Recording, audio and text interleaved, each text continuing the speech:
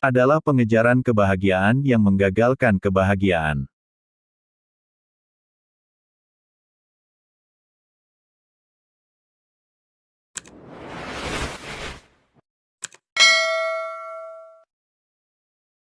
Perjuangan untuk eksistensi adalah perjuangan untuk sesuatu, itu adalah tujuan dan hanya dalam keberadaannya itu bermakna dan mampu membawa makna ke dalam kehidupan. Kebebasan tertinggi adalah hak seorang pria untuk memilih sikapnya. Pada akhirnya, kita tidak tunduk pada kondisi yang menghadang kita, sebaliknya, syarat-syarat ini tunduk pada keputusan kita. Kita harus memutuskan apakah kita akan menghadap atau menyerah.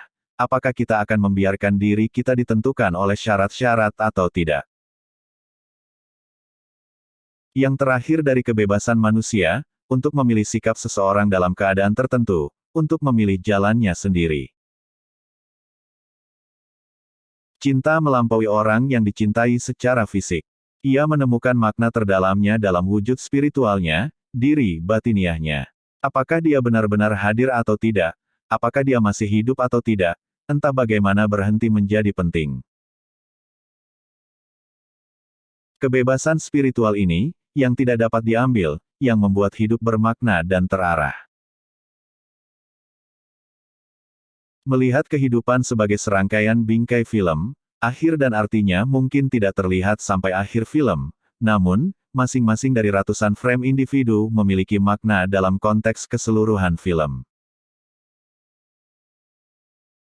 Yang paling penting adalah memberikan kesaksian tentang potensi manusia yang unik sebaik-baiknya, yaitu mengubah tragedi pribadi menjadi kemenangan, untuk mengubah kesulitan seseorang menjadi prestasi manusia. Tidak ada apapun di dunia ini, saya berani katakan, yang akan sangat membantu seseorang untuk bertahan hidup bahkan dalam kondisi terburuk seperti pengetahuan bahwa ada makna dalam kehidupan seseorang. Celakalah dia yang melihat tidak ada lagi akal dalam hidupnya, tidak ada tujuan, dan karena itu tidak ada gunanya melanjutkan. Tidur, seperti seekor merpati yang telah mendarat di dekat tangan seseorang dan tinggal di sana selama seseorang tidak memperhatikannya.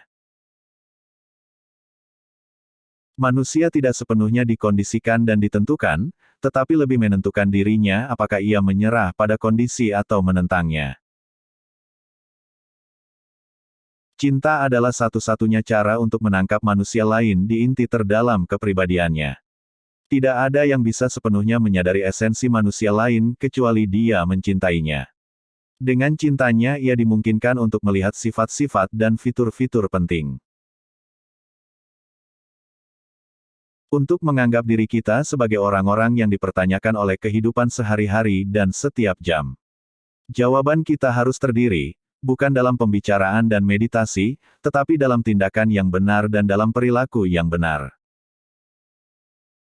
Kebaikan manusia dapat ditemukan dalam semua kelompok, bahkan mereka yang secara keseluruhan akan mudah dikutuk. Kami tidak suka membicarakan pengalaman kami. Tidak diperlukan penjelasan bagi mereka yang telah berada di dalam, dan yang lain tidak akan mengerti bagaimana perasaan kita saat itu maupun bagaimana perasaan kita sekarang. Filosofi kehidupan yang sehat, saya pikir, mungkin merupakan aset paling berharga yang dimiliki psikiater ketika merawat pasien. Aktualisasi diri tidak dapat dicapai jika itu dibuat tujuan itu sendiri, tetapi hanya sebagai efek samping dari transendensi diri. Tidak ada yang bisa mengambil dari kita kemampuan untuk memilih sikap kita terhadap keadaan di mana kita menemukan diri kita sendiri. Ini adalah kebebasan manusia terakhir. Setiap orang dipertanyakan oleh kehidupan, dan dia hanya bisa menjawab kehidupan dengan menjawab hidupnya sendiri. Untuk hidup dia hanya bisa merespons dengan bertanggung jawab. Cara terbaik untuk mencapai kepuasan pribadi adalah dengan mengabdikan diri Anda untuk tujuan tanpa pamrih.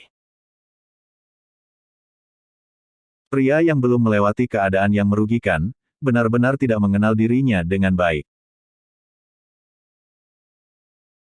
Yang benar-benar kita butuhkan adalah perubahan radikal dalam sikap kita terhadap kehidupan. Aspek yang paling menyakitkan dari pukulan itu adalah penghinaan yang mereka masukkan.